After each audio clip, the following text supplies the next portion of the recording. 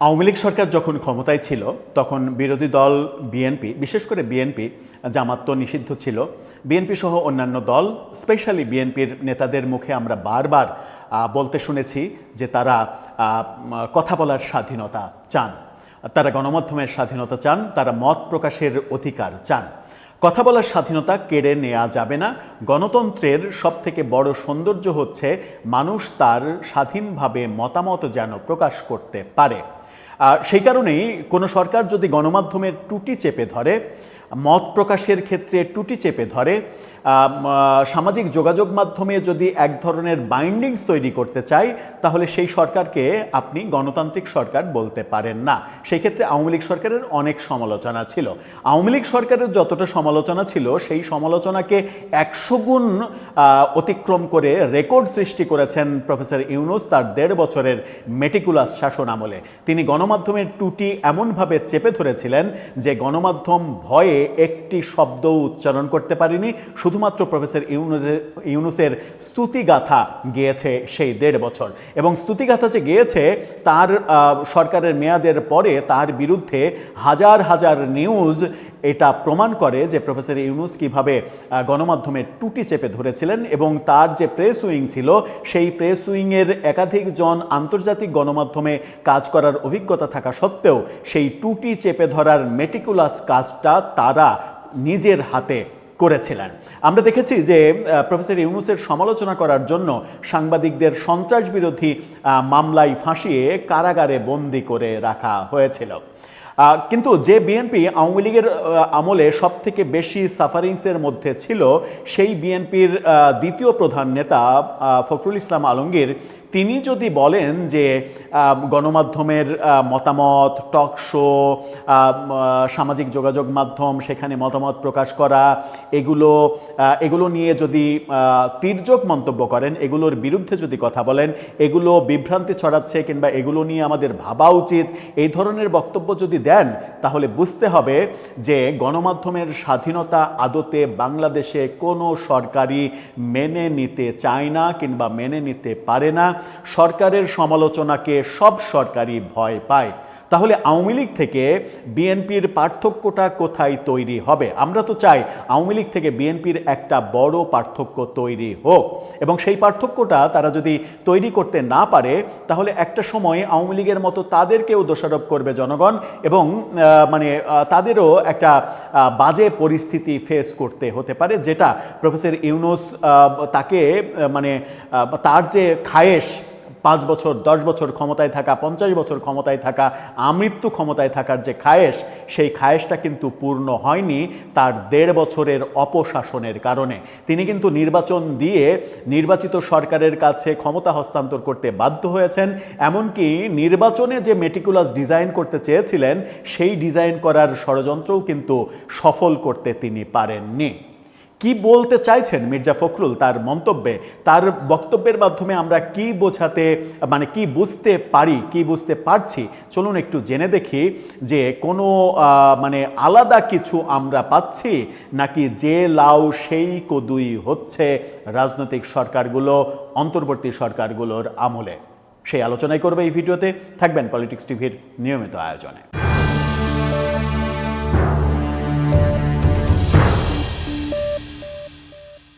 দর্শক, বলছিলাম গণমাধ্যমের স্বাধীনতা, মত প্রকাশের স্বাধীনতা, সামাজিক যোগাযোগ মাধ্যমে কথা বলার স্বাধীনতা, এই স্বাধীনতার ব্যাপারে যখনই হস্তক্ষেপ হয় তখনই গণতন্ত্র দুর্বল হয়ে পড়ে। যেটা আমরা আওয়ামী লীগের সময় দেখেছি, বেশ খারাপ অবস্থা দেখেছি, এবং ভয়ঙ্করতম অবস্থা দেখেছি প্রফেসর ইউনূসের আমলে। তারা বিভিন্নভাবে বলার চেষ্টা করেছেন যে এত স্বাধীনতা মানুষ ভোগ করছে, ওই মেটিকুলাস আসিফ নজরুল কিংবা মেটিকুলাস শফিকুল আলম, তারা বলার চেষ্টা করেছেন যে বাংলাদেশের ইতিহাসে তো বটেই, ব্রিটিশ ভারতীয় ইতিহাসে এত স্বাধীনতা এর আগে কেউ ভোগ করেনি। যে স্বাধীনতা ভোগ করতে আনিস আলমগীরকে কারাগারে যেতে হয়েছে সন্ত্রাস বিরোধী আইনে, মঞ্জুরুল আলম পান্নাকে কারাগারে যেতে হয়েছে সন্ত্রাস বিরোধী আইনে, ঢাকা বিশ্ববিদ্যালয়ের প্রফেসর হাফিজুর রহমান কার্জনকে সংবিধানের আলোচনা করতে গিয়ে সন্ত্রাস বিরোধী আইনে কারাগারে যেতে হয়েছে, বীর মুক্তিযোদ্ধা লতিফ সিদ্দিকীকে সংবিধানের আলোচনার সম্বর্ধনার অনুষ্ঠানে উপস্থিত হওয়ার দায়ে সন্ত্রাস বিরোধী আইনে কারাগারে যেতে হয়েছে। এই দৃশ্যগুলো কিন্তু আমরা দেখেছি। এই দৃশ্যগুলো যখন আমরা দেখেছি তখন আমরা এটাও দেখেছি যে মানে বিরোধী মানে অন্য ধর্মের প্রতি কীরকম নির্দয় আচরণ আমরা দেখেছি। যে ময়মনসিংহে যে ভয়াবহ হত্যাকাণ্ড হলো, দীপু দাসকে পুড়িয়ে মারা হলো, সেই পুড়িয়ে মারার আসামিদের ধরতে গড়িমসি, তারপরে আসামিদের ধরা হলো, তারপরে সেই আসামি জামিনও পেয়ে গেল। অথচ মানে 7ই মার্চের ভাষণ প্রচারের দায়ে ইমি সহ ঢাকা বিশ্ববিদ্যালয়ের ছাত্রছাত্রীদের যাদের গ্রেপ্তার করা হলো তাদেরকে জামিন পেতে আমরা দেখছি না। কিংবা চিন্ময় কৃষ্ণকে মিথ্যা দেশদ্রোহিতার অপরাধে, পতাকা অবমাননার অপরাধে মামলা দিয়ে, সন্ত্রাস বিরোধী মামলা দিয়ে তাকে জেলে রাখা হয়েছে, কিন্তু তার মুক্তি হচ্ছে না। কি বলতে চাইছেন মির্জা ফখরুল, কি বোঝাতে চাইছেন? ডেইলি স্টারের শিরোনামটা দেখে নিন। তিনি বলছেন television talk show social media বিভ্রান্ত করবে, এগুলো নিয়ে ভাবতে হবে। স্থানীয় সরকার মন্ত্রী, অর্থাৎ টেলিভিশনের টক শো, সোশ্যাল মিডিয়া এগুলো জাতিকে বিভ্রান্ত করছে। তার মানে সেখানে সরকার বিরোধী কর্মকাণ্ড হচ্ছে, সরকারের সমালোচনা হচ্ছে এবং মানুষকে বিভ্রান্ত করা হচ্ছে। তো এতদিন আপনারা যে টেলিভিশন টক শোতে কথা বলেছেন, টেলিভিশনে কথা বলেছেন, সামাজিক যোগাযোগ মাধ্যমে আপনাদের নেতাকর্মীরা মতামত প্রকাশ করেছে কিংবা করতে চেয়ে পায়নি, তখন আপনারা যে অধিকার চেয়ে কথা বলেছেন যে টেলিভিশনের ওপরে, গণমাধ্যমের ওপরে শোষণ, শাসন, নিয়ন্ত্রণ এগুলো থাকা যাবে না, সামাজিক যোগাযোগ মাধ্যমে সকলের মতামত প্রকাশের অধিকার থাকতে হবে, এই যে বক্তব্যগুলো আপনাদের মুখে শুনেছি, সেগুলো কি এখন সরকারে আসার পরে পাল্টে যাচ্ছে? আর যদি পাল্টে যায় তাহলে শেখ হাসিনা সরকার কিংবা ইউনূস সরকার থেকে আপনি পার্থক্য তৈরি করলেন কোথায়? পার্থক্য তো তৈরি হলো না, কিন্তু এই পার্থক্যটা আমরা তো চাই, আমরা যারা সাধারণ মানুষ তারা তো এই পার্থক্যটা তৈরি হোক এটা চাই। আমরা চাই শেখ হাসিনার শাসনের চাইতে অনেক ভালো শাসন কার্য, অনেক ভালো স্বাধীনতা মানুষ পাবে এই বিএনপির সরকারের আমলে এবং বদলে যাওয়া বিএনপির আমলে। যে বিএনপি অনেক বদলে গেছে, এই বদলে যাওয়ার জন্য তারা প্রশংসিতও হয়েছে। কিন্তু 2 মাসের মাথায় এসে মির্জা ফখরুলের এই ধরনের মন্তব্য আমার মনে হয় যে আমাদেরকে হতাশই করবে। তিনি কি বলছেন? তিনি বলছেন পিছিয়ে পড়া জনগোষ্ঠীকে এগিয়ে নিতে সমাজের সব শ্রেণী পেশার মানুষদের সহযোগিতার হাত বাড়িয়ে দেওয়ার আহ্বান জানাচ্ছেন তিনি বলছেন যে রাজনীতিতে অনেক কচকচানি কথাই থাকবে, পার্লামেন্টের কথা শুনলে আপনাদের অনেক ভালো লাগবে, অনেকের ভালো লাগবে না, রাস্তায় বিভিন্ন বক্তৃতা শুনলে, কথা শুনলে আপনাদের মনে হবে যে এটা আবার কি হলো, এটা আমরা আশা করিনি।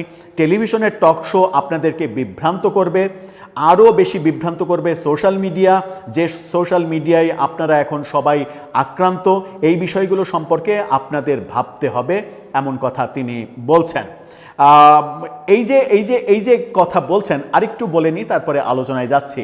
যে বিভ্রান্তি তৈরি করবে, এটা নিয়ে আপনাদের ভাবতে হবে। তিনি বলছেন যে এখনও আমাদের মাথাপিছু আয় অনেক কম, কিন্তু আমরা মানে যে মাথাপিছু আয়ের ব্যাপারে কম হলেও এটা হতাশাজনক নয় এবং মানে শত প্রতিকূলতার মাঝে গত 56 বছরে অনেকগুলো ইতিবাচক অর্জন রয়েছে। 71 সালে দেশ স্বাধীন হয়েছে সহ অনেক কথা বলেছেন। তিনি বলছেন যে একথা বলতে আমার কোনো দ্বিধা নেই যে আরও কিছু করার ছিল, অন্তত যে শতকরা 42% মানুষ দরিদ্র সীমার নিচে বাস করছে তাদের দারিদ্রতা দূর করার চেষ্টা মানে করা উচিত ছিল। স্বপ্ন ছাড়া বড় উন্নয়ন সম্ভব নয়। তিনি বলছেন যে আজকে জোর গলায় বলতে পারি এই স্বপ্নটা দেখেছিলেন মুক্তিযুদ্ধের ঘোষক শহীদ প্রেসিডেন্ট জিয়াউর রহমান। মানে এই স্বপ্ন দেখার ব্যাপারটাও আমরা তো জানি যে রাজনৈতিক পট পরিবর্তনের পরে স্বপ্ন দেখার কাণ্ডারির ব্যাপারটাও পরিবর্তন হয়ে যায়। বিএনপি ক্ষমতায় আসলে সমস্ত স্বপ্ন দেখেন শহীদ প্রেসিডেন্ট জিয়াউর রহমান, আর আওয়ামী লীগ ক্ষমতায় আসলে সমস্ত স্বপ্ন দেখেন বঙ্গবন্ধু শেখ মুজিবুর রহমান। এই ব্যাপারগুলো আমরা দেখি এবং এই ব্যাপারগুলো থেকে রাজনৈতিক দল দুটো যদি বেরিয়ে আসতে না পারে তাহলেও অনেক জায়গায় বিপত্তি তৈরি হবে। যেমন 2-3 দিন আগেই প্রধানমন্ত্রী জিয়াউর রহমানের ধানের শীষ এবং মাওলানা ভাসানীর প্রসঙ্গ বলতে গিয়ে একটু জট পাকিয়ে ফেলেছেন, যাতে করে তাকে অনেক বেশি ট্রলের শিকার হতে হচ্ছে। আমরা মূল আলোচনায় ফিরে যাই। তিনি বলছেন যে টেলিভিশন টক শো বিভ্রান্ত করছে মানুষকে এবং সামাজিক যোগাযোগ মাধ্যম বিভ্রান্ত করছে। এই যে সামাজিক যোগাযোগ মাধ্যম এবং টেলিভিশন টক শো বিভ্রান্ত করছে, এবং মানুষকে বলছেন এটা আপনাদের ভাবতে হবে। অথচ মজার ব্যাপার হচ্ছে যে 24-এর যে আন্দোলন, শেখ হাসিনা সরকার বিরোধী যে আন্দোলন হলো, সেই আন্দোলনটা এবং পরবর্তীতে আওয়ামী লীগের বিরুদ্ধে যে ম্যাসাকার অবস্থা হলো, আওয়ামী লীগকে নিষিদ্ধ করা হলো, 32 নম্বর ভাঙা হলো, এই ব্যাপারগুলো আওয়ামী লীগের বিরুদ্ধে যা যা হয়েছে সমস্ত এই বিপ্লবগুলো পুরোটাই সম্ভব হয়েছে সামাজিক যোগাযোগ মাধ্যম এবং গণমাধ্যমের কল্যাণে। যদি গণমাধ্যম এবং সামাজিক যোগাযোগ মাধ্যম শেখ হাসিনা সরকারের বিরুদ্ধে অবস্থান গ্রহণ করতে না পারত, যদি তারা শেখ হাসিনার পক্ষে অবস্থান করত, গণমাধ্যমের নিয়ন্ত্রণ যদি শেখ হাসিনার হাতে থাকত, যদি গণমাধ্যম ছাত্র জনতার পক্ষে মানে কি বলবো যে দুর্ধর্ষ সকল নিউজ করতে না পারত, প্রতিনিয়ত যেখানে যা হচ্ছে গুলি মৃত্যু সেই ঘটনাগুলো যদি গণমাধ্যম তুলে না আনতো, সেই ফুটেজগুলো সামাজিক যোগাযোগ মাধ্যমে যদি ছড়িয়ে না পড়তো, তাহলে শেখ হাসিনার সঙ্গে লড়াই করে বিজয়টা কি সম্ভব হতো? প্রশ্ন, বিনীত প্রশ্ন। মির্জা ফখরুল ইসলাম এই মানে সাবেক একজন শিক্ষক, স্যার আপনার কাছে বিনীত প্রশ্ন যে সেটা কি সম্ভব হতো? সেটা সম্ভব হয়েছে গণমাধ্যমের বিপ্লবের ফলে এবং সামাজিক যোগাযোগ মাধ্যমের বিপ্লবের ফলে। সেই আপনিই বলছেন যে গণমাধ্যম, টেলিভিশন, টক শো এগুলো আপনাদের বিভ্রান্ত করবে। তার মানে হচ্ছে যে তারা সরকারের সমালোচনা করবে, আপনারা বিভ্রান্ত হবেন, আসলে সেটা না, সরকার ঠিক কাজ করছে, সরকারের সমালোচনা অযথা হবে। 2 মাসের মধ্যে আপনাদের তো এই ব্যাপারে ভয় পাওয়ার কিছু নেই, কারণ আমরা এখন পর্যন্ত যতটা শুধুমাত্র রাজনৈতিক নোংরামির ব্যাপারগুলো ছাড়া, মানে নোংরামির ক্ষেত্রে যে সমালোচনা করে অনেকে, সেগুলো ছাড়া সরকারের সমালোচনা তো তেমন হচ্ছে না, বরং সরকারের প্রশংসাই করছে। 2 মাসের সরকারের সফলতা রয়েছে, ভোটের কালি, হাতের মানে আঙুলের কালির দাগ না মুছতেই সরকার প্রতিশ্রুতি বাস্তবায়ন করা শুরু করেছে। এগুলো তো সবই পজিটিভ কথা গণমাধ্যম বলছে এবং সামাজিক যোগাযোগ মাধ্যম বলছে।